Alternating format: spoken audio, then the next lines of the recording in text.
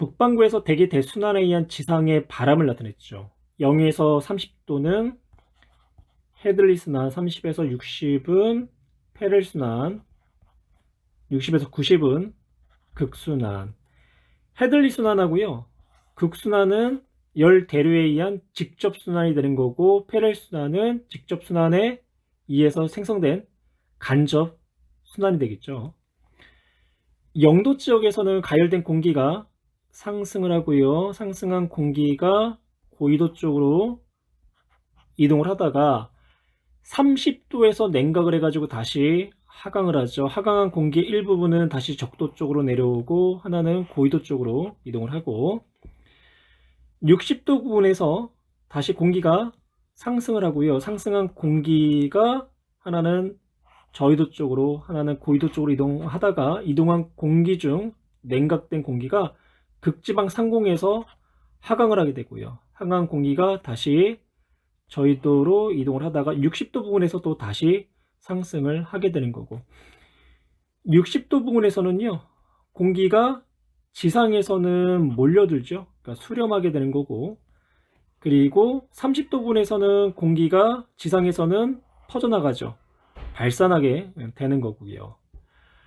적도 지방은 공기가 상승하기 때문에 저기압대가 되는 거죠. 그래서 적도 저압대다라고 표현을 하고요. 또 30도 부분에서는 하강기류에 의해서 고압대가 형성되죠. 그래서 아열대, 고압대라고 표현하고 30도에서 이제 올라간 공기, 60도에서 상승한 공기는 한대 전선대, 저압대가 되죠.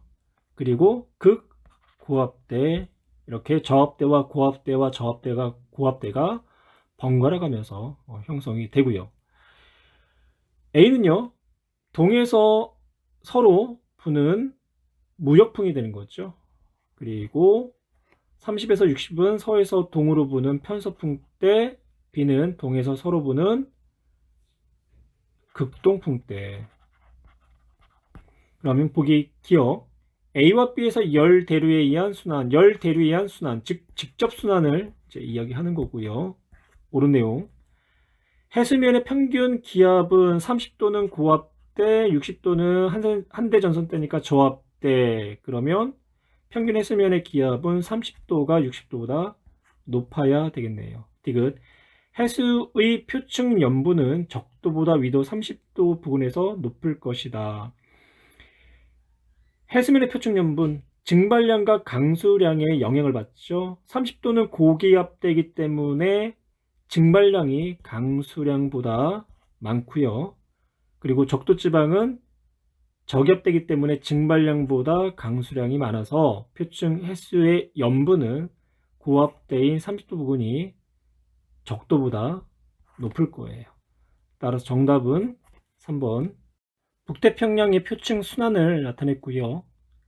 B는 무역풍에 의한 북적도 해류, B는 쿠로시오 해류가 되겠고요. A는 편서풍에 의한 북태평양 해류, D가 캘리포니아 해류가 되겠죠. 보겠게요. 해류 A는 무역풍, A는 편서풍이 되는 거고요. 해류 B가 무역풍의 영향으로 형성이 되겠네요.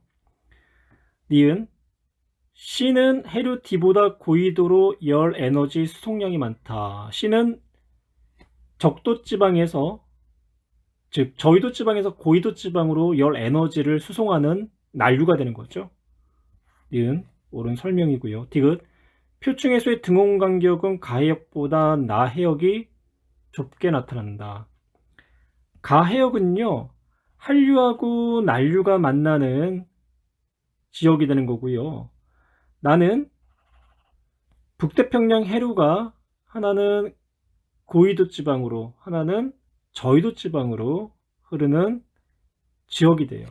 그러면 등온산의 간격이라는 거는요. 한류하고 난류가 만나게 되면 그만큼 수온 변화가 심하겠죠.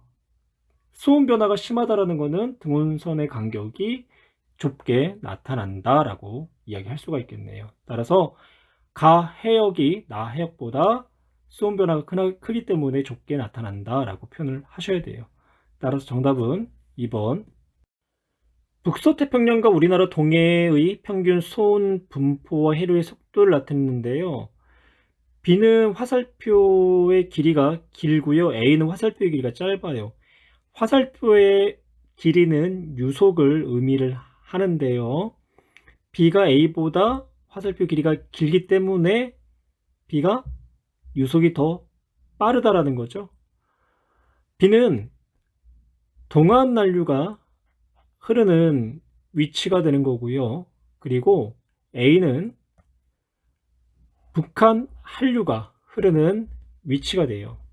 그래서 기억, 동안 난류는 북한 한류보다 유속이 빠르다. 옳은 내용이 되는 거고요. 동안 난류는 북위 39도 해역에서 그러면 한 A 위치가 되는 거죠. 북한 한류가 되어 남하한다. 북한 한류는요, 그 위에 이제 연해주 한류라는 게 있어요. 그래서 연해주 연안을 따라서 남쪽으로 이동하는 연해주 한류가 갈라져서 동해 안으로 남하는 해류고요. 동안 난류가 변해서 이루어진 한류는 아니에요. 그래서 니은 옳지 않은 내용. 디귿. 동해안에서 표층해수의 용존 산소량은 A 해역보다 B 해역에서가 많다. A가 한류가 흐르는 지역이기 때문에 산소에 대한 용해도가 더 높죠. 그래서 용존 산소량은 한류인 A가 B인 난류보다 용존 산소량이 더 높다. 그래서 디귿 옳지 않은 내용. 따라서 정답은 1번. 운동을 알아보기 위한 실험 과정이 되는 거고요. 수조에 상온의 물을 채우고 바닥에 작은 구멍이 뚫린 종이컵을 수조의 한쪽 모서리에 고정시킨 다음 잉크로 착색시킨 상온의 소금물을 종이컵에 천천히 부으면 종이컵 바닥의 구멍을 통해 흘러나오는 소금물의 흐름을 관찰할 수 있다. 심층순환의 발생 원리를 확인한 실험이에요.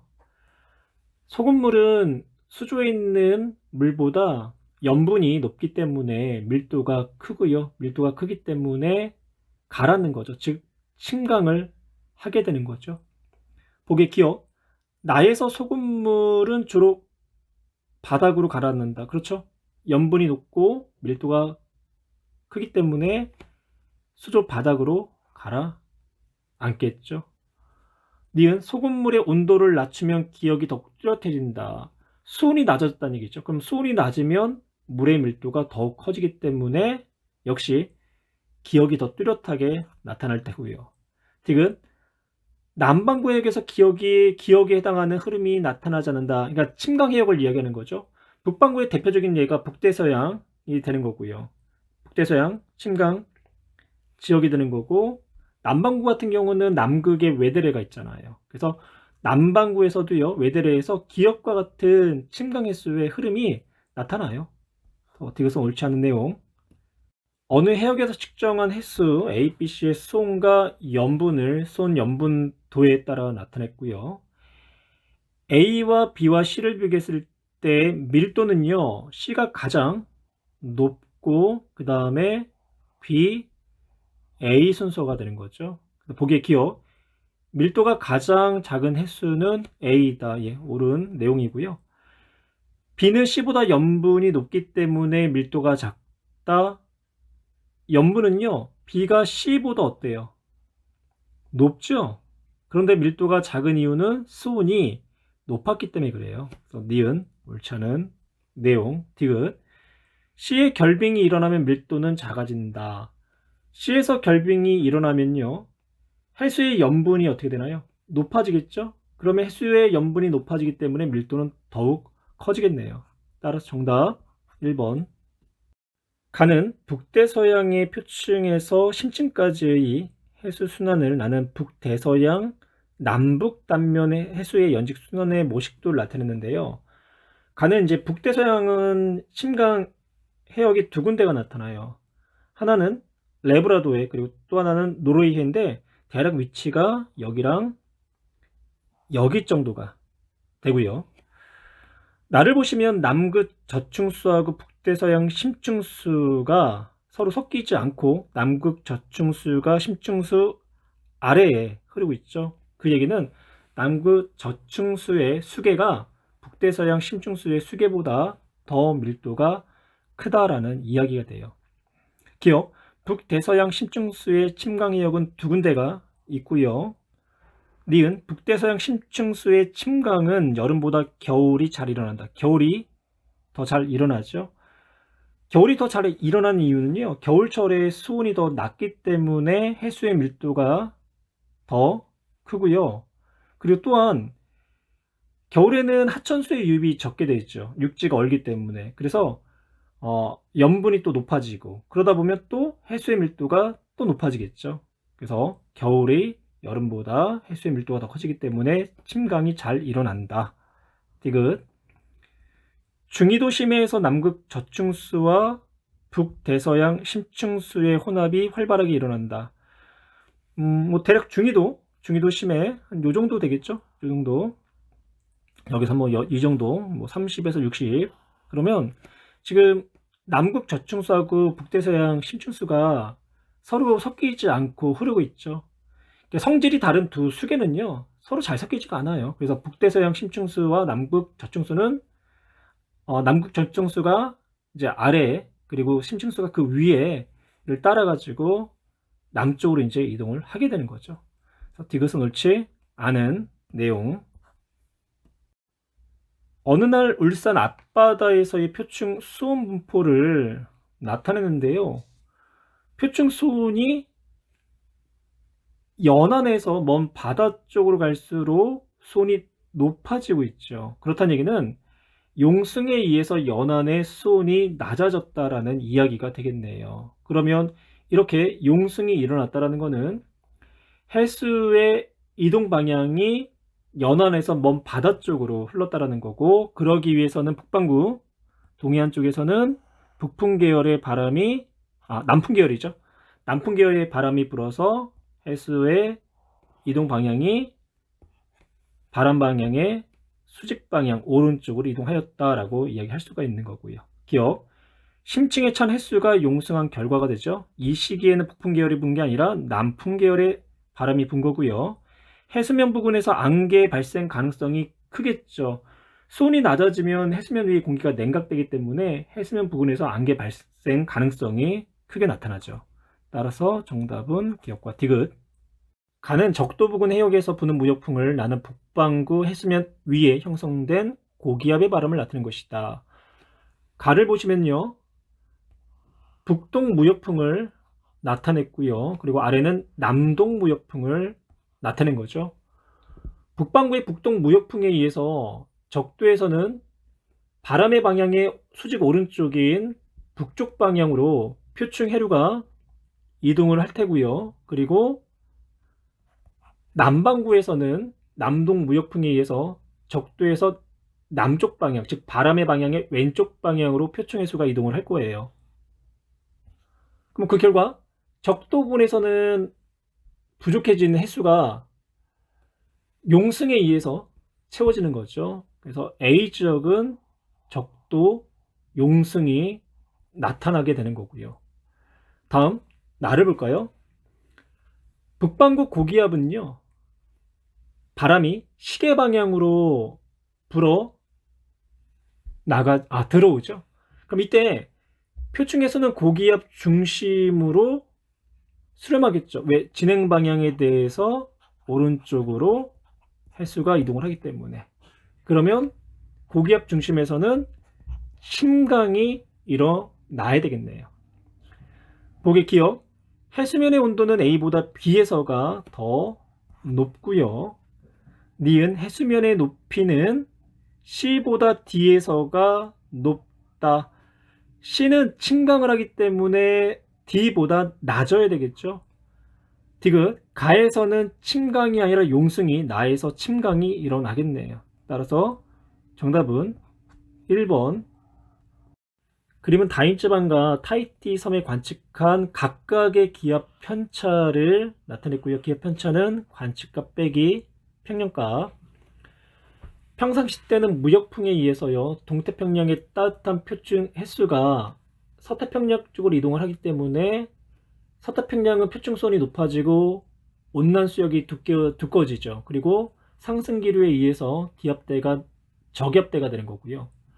상대적으로 타히티 같은 경우는 하강 기류에 의한 고기압대가 형성이 돼요. 그래서 기압은 평상시에는 타이티가 다윈보다 높다라는 거. 그런데 엘니뇨가 발생을 했을 때는 무역풍의 세기가 약해지면서 서태평양의 따뜻한 표층 해수가 동태평양 쪽으로 이동을 하게 되죠. 그래서 동태평양 쪽의 용승이 약화되고 표층 수온이 높아지면 뭐 온난 수역의 두께가 이제 두꺼워지는 거고, 또 서태평양 쪽 같은 경우는 표층 수온이 낮아지고 온난 수역이 이제 얇아지면서 기압대가 이제 저기압대에서 상대적으로 고기압대로 이제 변하게 되는 거고, 반대로 타이티 같은 경우는 기압이 낮아지겠죠. 그래서 엘니뇨 때는 다인의 기압 편차가 관측년이 평년값보다 큰 값을 나타내기 때문에 플러스의 값을, 그리고 타이티는 관측년보다 기압이 낮기 때문에 마이너스의 편차값을 나타낼 거예요. 평년을 비교해요. A 시기에 대한 설명으로 옳은 것만 그랬는데요. A를 보니까 다윈은요, 기압 편차가 플러스가 됐고 타이티는 마이너스가 됐어요. 그렇다는 얘기는 엘니뇨다라는 얘기가 되는 거죠. 기억, 다윈 지방에서 상승 기류가 강해졌다. 상승 기류가 약해졌기 때문에 기압 편차가 플러스를 나타낸 거고요. 니은, 동태평양의 강수량은 감소한 게 아니라 타이티 부근 기압이 낮아졌기 때문에 상승 기류가 강해졌고, 그래서 동태평양의 강수량은 증가를 할 거예요. 디귿, 페루 연안의 용승은 약화가 될 것이다. 예, 그렇죠. 무역풍의 세기가 약해지면서 용승류도 따라서 약화가 될 거고요. 따라서 정답은 디귿만. 가와나는 서로 다른 시기에 지구 자전축과 공정 궤도의 모양을 나타내는데요. 우선 자전축의 기울기를 보면 기울기는 가가 23.5도가 되는 거고 나가 21.5도가 되는데 또 차이점이 있죠. 세차 운동에 의해서 가는 자전축이 왼쪽 방향으로 길어진 반면에 나는 오른쪽 방향으로 자전축이 기울어졌고요. 또 차이점이 있어요. 가나 나나 둘 다 타원인데 가보다 나가 더 찌그러진 타원이 되는 거죠. 찌그러진 타원이라는 거는 그만큼 이심률 값이 상대적으로 크다라는 이야기가 돼요. 그래서 이에 대한 설명으로 오는 것만을 보기에서 있는 대로 고른 것은 단 지구와 태양 사이의 평균 거리는 같다. 지구와 태양 사이의 평균 거리가 같다라는 거는요, 지구의 연평균 기온이 어떻다? 같다라는 이야기가 되는 거예요. 보기 기억부터 볼까요? A와 C에서 계절은 반대로 나타난다. A는 일단은요, 근일점이 되는 거고요. 그리고 태양을 등지고 있는 현재가 되는 거죠. 그럼 북반구 중위도를 기준으로 할게요. 북반구 중위도는 A에서는 겨울이 되는 거고요. 그리고 B에서는 여름이 되는 거죠. 북반구 중위도를 기준으로 했을 때.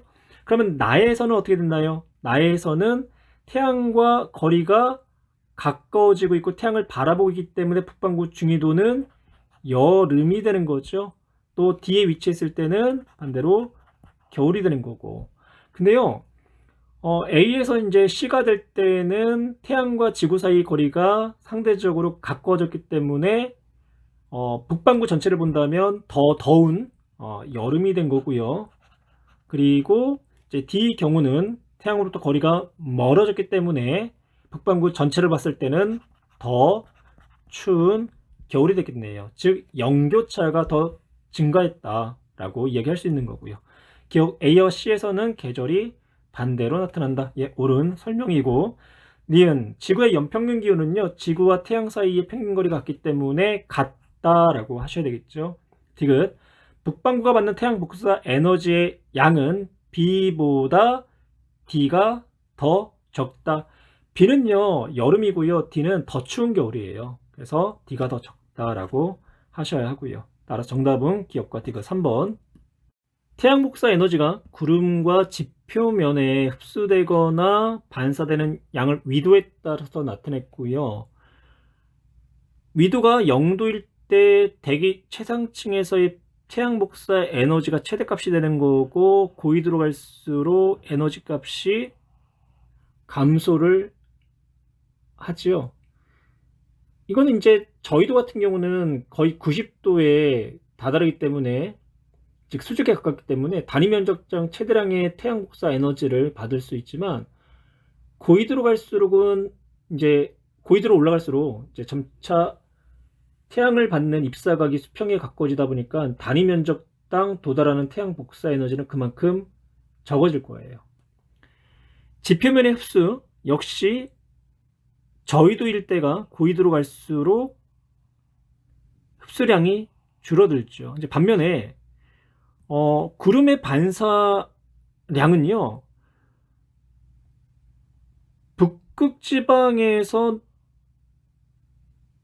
남이 60도까지는 거의 일정해요. 그리고 60도 이상에서부터는 구름의 반사율이 급격히 감소하는 경향을 볼 수가 있고요. 그리고 지표면의 반사는요, 남북으로 60도 이상에서 지표면 반사율이 크게 증가했다라는 것을 확인할 수 있죠. 이것은요, 북극과 남극의 이제 얼음, 즉 빙하에 의해서 반사율이 증가했기 때문에 그런 거고요. 기억, 적도에서 구름 반사량이 많은 것은 고기압 때문이다. 구름 반사량이 많다라는 것은 그만큼 구름의 양이 많아야 되잖아요. 근데 적도는 상승 기류에 의한 고기압대가 아니라 저기압대이기 때문에 그런 거고요. 니은, 극에서 지표면 반사량이 많은 것은 그렇죠, 빙하의 영향 때문이다. 니은, 적도에서 지표면 흡수량이 가장 많은 것은 대기 중의 이산화탄소 농도 차이 때문은 아니죠. 적도에서 지표면 흡수량이 많은 것은 태양 복사 에너지의 입사량이 많기 때문에 그런 거죠. 왜냐하면 거의 수직에 가깝잖아요, 태양과의 각도가. 그래서 디귿은 옳지 않은 내용이 되는 거고, 따라 정답은 니은만. 그림은 복사 평형을 이루는 지구의 열 수지를 나타내는데요. 여기 보시면 태양 복사 에너지 A0과 그리고 우주로 반사한 B양 더하기 우주로 방출한 F의 양이 서로가 평형으로 이루겠죠. 그래서 A는 B 플러스 F와 같고, 그리고 지표면이 흡수한 에너지, 즉 C와 그리고 대기의 제복사 E를 합한 값이 지표가 방출한 D의 값과 같겠죠. 그래서 D는 C 플러스 E와 같다. 보기의 기억, A는 B 플러스 F와 같다. 그쵸?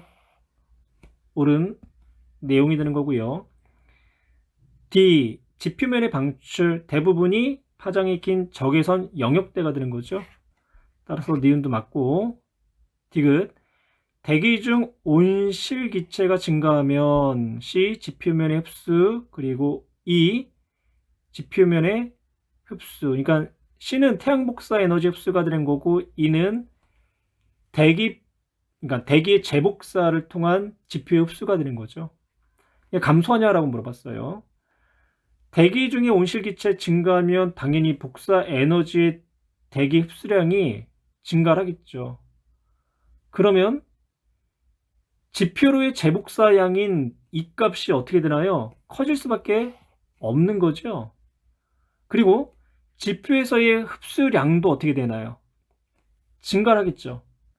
그렇다는 얘기는 지표의 기온이 높아지면서 지표에서 대기로 방출되는 D의 양도 어떻게 된다? 따라서 증가를 하게 된다.